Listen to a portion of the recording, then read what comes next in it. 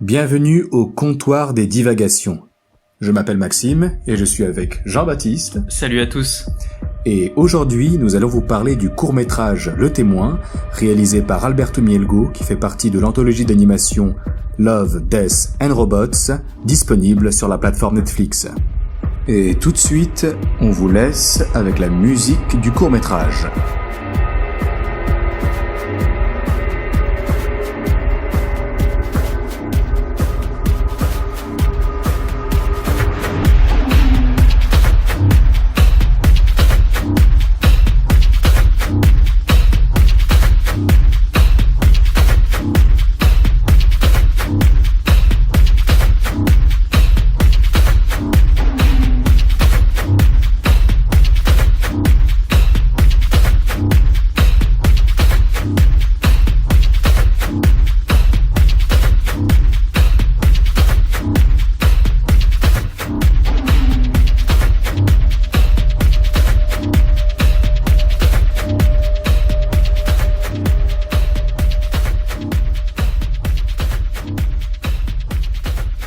Love, Death and Robots, un projet initié à la base par David Fincher et Tim Miller, donc deux réalisateurs américains. David Fincher, notamment connu pour Fight Club, The Social Network, Gone Girl. Tim Miller, il est connu pour avoir réalisé les deux volets Deadpool. Donc ces deux amis, dans les années 2000, ils avaient décidé de faire un remake de Métal Hurlant, une anthologie de films d'animation sortie dans les années 80, lui-même inspiré du magazine Métal Hurlant. Ouais, la revue de bande dessinée française Métal Hurlant, qui est apparue dans les années 70, qui faisait intervenir plusieurs dessinateurs très connus de cette époque, Moebius, Gottlieb, Bilal, etc. Et donc qui était une occasion pour eux de parler de science-fiction, et ça a pas mal influencé cette époque, ça a relancé en quelque sorte l'imaginaire de la science-fiction dans les années 70-80. Cette série de petits courts-métrages d'animation était devenue culte en fait. Et David Fincher et Tim Miller se sont dit que ça serait une bonne idée de faire le remake, en gros de redonner un coup de jeune à tous ces courts-métrages d'animation, parce que ce serait une bonne occasion de faire des films, des petits courts-métrages d'animation pour adultes. Et le projet n'a pas pu se faire puisque beaucoup trop coûteux, et les studios n'étaient pas d'accord, alors chacun est revenu vers ses projets personnels, et à la fin de Deadpool 2, David Fincher avait un trou dans son emploi du temps, il a rejoint Tim Miller, il lui a dit est-ce que ça serait pas l'occasion de faire le projet de nos rêves, de relancer le remake de Métal Hurlant. Donc ils ont approché aussi plusieurs studios, ils ont essayé de relancer, de redonner vie à ce projet, mais ça n'a pas marché.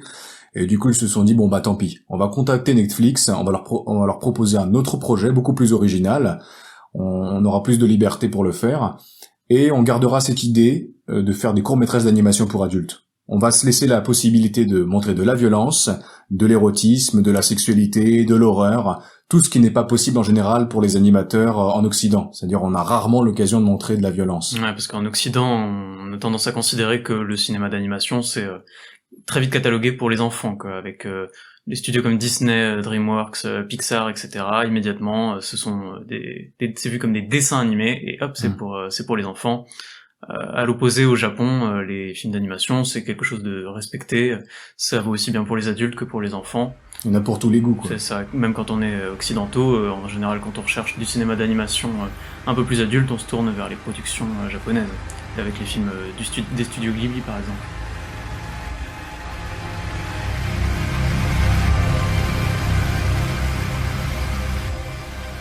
Aujourd'hui, nous avons décidé de parler du court-métrage Le Témoin, réalisé par Alberto Mielgo, et le pitch est très simple. Ouais, le pitch, c'est donc une jeune femme qui assiste à un meurtre dans l'immeuble d'en face. Le meurtrier la repère, et donc il va la prendre en chasse, et on va suivre leur course-poursuite à travers la ville, voilà, avec un petit twist à la fin, qu'on va vous laisser le soin de découvrir, si vous avez envie d'aller regarder le court-métrage par vous-même.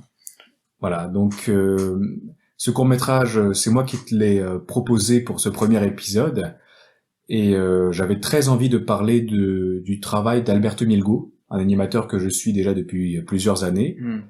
Et la première impression que j'ai eue après avoir vu le court-métrage, c'est que c'était surtout pour moi une expérience formelle. C'était plus que, comme on l'a dit, le scénario est anecdotique, on s'en fiche un peu. J'ai l'impression que c'était pour lui un prétexte pour expérimenter. Un peu comme les clips, le court-métrage, c'est un moyen de faire des expérimentations formelles, de travailler sur la mise en scène, et de montrer également un peu la virtuosité des animateurs.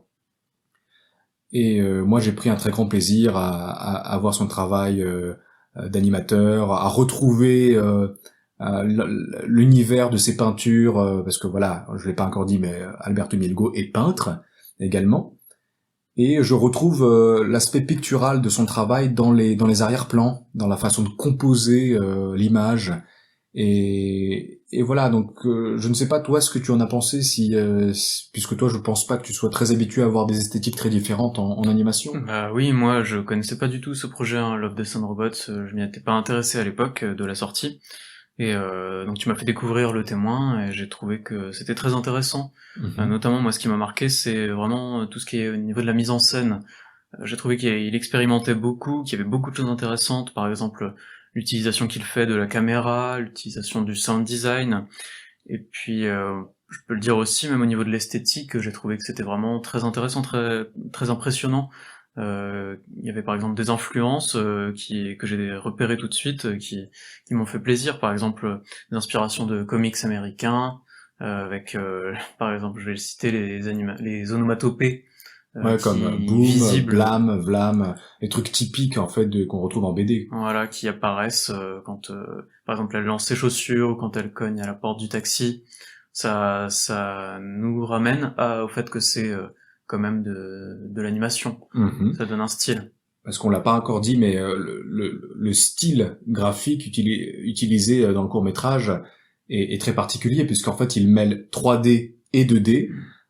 C'est-à-dire quand on voit ne serait-ce que le visage des personnages, on voit des coups de pinceau sur les sourcils, des petits traits sur le corps comme le nombril, ou sur les vêtements, il y a un travail sur la texture qui a été faite. Même dans les arrière-plans, il y a des petits coups de crayon comme ça qui nous rappellent que c'est du dessin à la base. Que c'est fait à la main.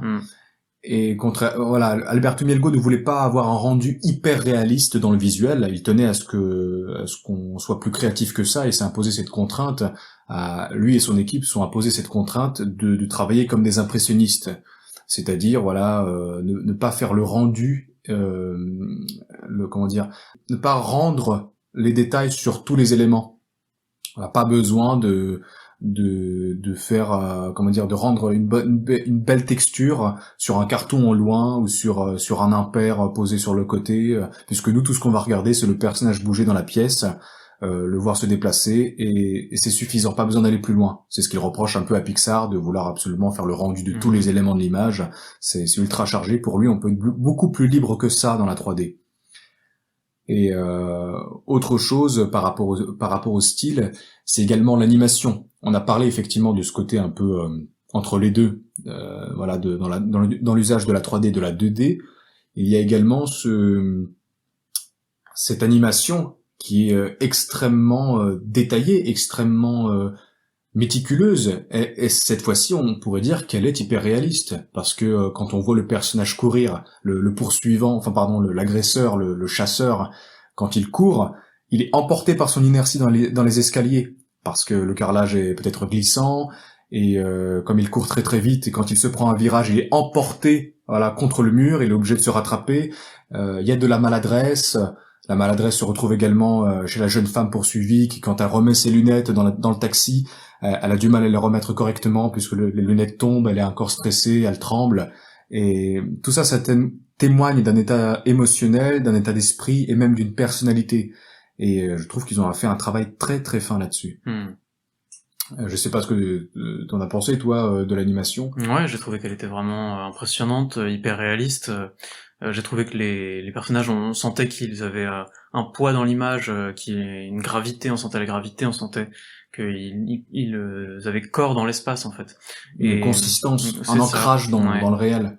Également au niveau des vêtements, tous les plis, la façon dont ils bougent les vêtements, la façon dont un rayon de soleil va traverser un vêtement en transparence. C'est ça. J'ai trouvé que c'était très impressionnant comme travail. Emergency services, what's your emergency? Hello? I think I saw a murder. Location, please. I think the killer's after me. Right. Location, please. Yes, the hotel. Oh, fuck. The Blue Henderson? The Blue Harrington? The Blue Harrington. But no, wait. Donc moi, ce sur quoi j'avais envie de m'attarder, c'est la réalisation. Donc la réalisation ou mise en scène, ce sont tous les processus filmiques qu'on va utiliser pour transmettre soit la narration, soit une émotion, un ressenti, etc. Et donc dans Le Témoin, pour nous donner un sentiment d'angoisse, un sentiment de claustrophobie, un sentiment d'oppression, Alberto Mielgo va utiliser plusieurs moyens. Par exemple, les décors. On a ces immeubles immenses qui dominent le personnage, qui l'écrasent, ces rues totalement désertes, on croit cette énorme mégalopole, en fait, l'énorme mégalopole avec ces immenses buildings qui cachent le ciel, on a l'impression que cette ville est complètement vidée d'habitants. Il n'y a personne dans les rues. Tous les magasins sont fermés. Et pour moi, en fait, ça retranscrit cette espèce d'impression de fatalité. C'est que elle ne pourra pas vraiment échapper à son poursuivant. Parce que les personnes qu'elle rencontre ne sont d'aucune aide. On a l'impression que c'est limite fantomatique, parce qu'il y a bien un chauffeur de taxi, il y a quelques personnages dans la boîte de nuit, mais ils sont masqués. Et t'as peut-être éventuellement quoi d'autre, elle appelle la police à un moment donné, ça donne rien non plus. Donc voilà, c'est ce sentiment d'être complètement à l'abandon. Elle est seule. Mm-hmm. Et donc elle fuit dans cette ville qui est inhospitalière. Elle passe à travers tout un lieu tout un ensemble d'endroits glauques, des ruelles sombres. Elle passe des tuyaux, des climatisations, tout un tas d'endroits très industriels, très inhospitaliers. Quand on passe dans son univers, effectivement, il y a pas mal de couloirs, de trucs très sombres, d'endroits tagués, de canalisation.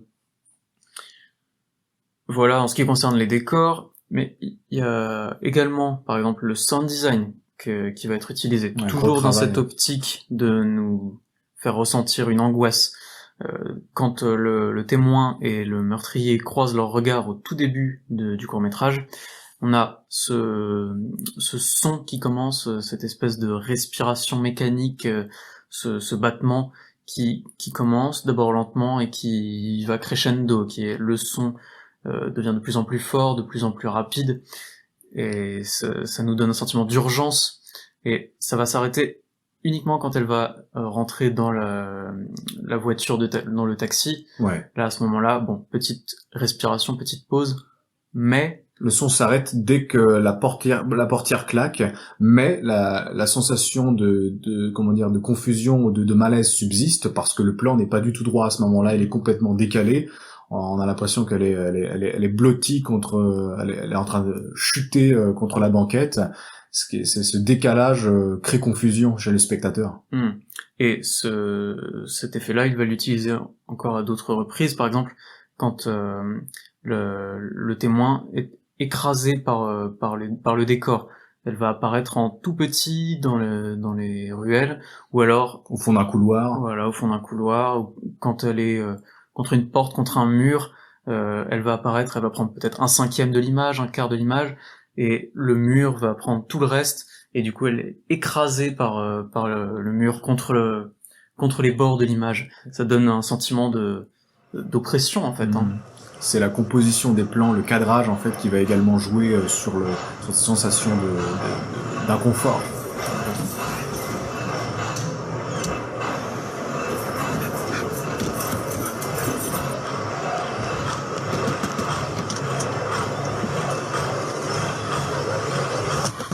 On en arrive maintenant à la conclusion.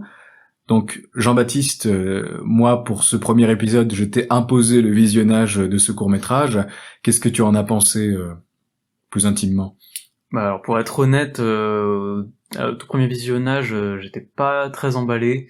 Je trouvais que j'avais passé un plutôt mauvais moment, notamment cette scène de boîte de nuit là, qui m'a pas mal dérangé. Je trouvais que c'était assez long, ça dure... une scène un peu érotique, on va dire, de danse, en tout cas de danse sensuelle. Assez malaisante, qui dure quand même plusieurs minutes sur un court-métrage d'une dizaine de minutes. Je trouvais que ça occupait une place importante.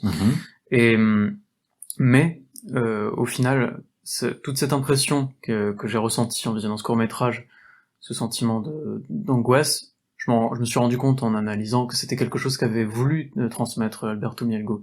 Donc je trouve quand même que c'était très intéressant. Et visuellement, j'ai découvert quelque chose qui m'a parlé, que j'ai trouvé très impressionnant. Les détails dans les arrière-plans, les détails des personnages, l'animation, la technique d'animation. J'ai été bluffé quand même par le travail du studio. Mhm. Toi, Maxime, j'imagine que t'as passé un bon moment, sachant que tu suivais déjà le travail d'Alberto Mielgo. Eh bien, comme je l'ai dit, c'est vrai qu'au niveau du scénario, on est d'accord, c'était pas la claque à ce moment-là. C'est anecdotique, ouais. Mais moi, j'ai pris effectivement un grand plaisir à revoir le court-métrage à plusieurs reprises. Il fait partie de mes courts-métrages préférés du projet Love, Death and Robots, par rapport auquel j'ai quelques réserves, parce qu'effectivement, le postulat de départ, c'était quand même de faire de l'animation pour adultes. Et au final, moi, j'ai plutôt l'impression que c'était assez hormonal, c'est-à-dire tout était un petit peu trop prétexte en général à montrer de la violence gratuitement, de la sexualité gratuitement, de la nudité un peu facile qu'on retrouve notamment dans le monde du jeu vidéo à gros budget, voilà, l'érotisation du corps des femmes. Et c'est vrai que dans le court-métrage d'Alberto Mielgo, il y a ce genre de passage. Moi, je sais que c'est une thématique très importante dans son travail. Je sais que la sensualité, le corps des femmes, l'érotisme, c'est quelque chose qui le touche intimement, qui le touche énormément, puisque dans ses peintures, on retrouve tout cela. Donc moi, ce que j'apprécie, le point positif, si tu veux, de Love, Death and Robots, c'est que ça permet de faire découvrir à beaucoup de gens un réalisateur atypique. Qui n'a pas du tout, effectivement, qui ne rentre pas du tout dans les codes habituels du film d'animation. Et je sais que le Love, Death and Robots a eu pas mal de succès. J'ai vu qu'autour de moi, beaucoup de gens l'avaient vu et attendaient avec impatience la suite voilà, du projet, la fameuse saison 2 qui est sortie d'ailleurs en 2021. Ouais, c'est ça. Et donc toi, ça t'a permis de découvrir aussi un artiste, quelqu'un qui est assez atypique, quelqu'un d'assez intéressant aussi. Ouais, vraiment une personnalité. Hein. Je me suis renseigné un petit peu après sur ce personnage et j'ai écouté une conférence qu'il avait fait notamment. J'ai découvert quelqu'un de touchant, hein, vraiment d'intéressant, quelqu'un qui a une vision de la vie, un artiste un peu à fleur de peau. J'ai trouvé que c'était un petit bonhomme vraiment qui m'a touché et je comprends mieux pourquoi c'est toutes ces peintures, son travail. Je comprends, ça me parle davantage maintenant quand je vois ces peintures. Il y a eu un premier contact, on voit que c'est quelqu'un qui effectivement qui a des aspérités, qui a pas forcément confiance en lui malgré la qualité de son travail. Et il dit dans sa conférence qu'il aime avoir des retours et c'est ça. Moi, je trouve que c'est quelqu'un avec un énorme talent. Voilà, on pourrait appeler ça un génie. Moi, je trouve que dans sa façon de capturer les mouvements du corps, les mouvements la gestuelle du quotidien, il a une vraie sensibilité pour ça. Et on le voit notamment dans son projet personnel The Windshield Wiper, qui est sorti cette année sur YouTube pour une courte durée, donc je crois pas qu'il soit disponible aujourd'hui sur YouTube. Mais si jamais vous avez l'occasion d'aller sur son site internet pour aller voir son travail, faites-le. Je trouve que c'est un auteur intéressant qui mérite qu'on regarde son travail. Donc sur son site, vous aurez la possibilité de regarder quelques courts-métrages qu'il a réalisés, les gros longs-métrages sur lesquels il a participé en tant que directeur artistique, notamment sur Tron Uprising et sur un peu sur Spider-Man Into the Spider-Verse, puisqu'il a énormément marqué l'animation de ce dernier film. Donc voilà. Est-ce que tu souhaites dire une dernière chose, Jean-Baptiste ? Non. Très bien, dans ce cas, c'est terminé pour nous. On vous remercie de nous avoir écoutés et on vous dit à bientôt. Bye bye. Salut tout le monde !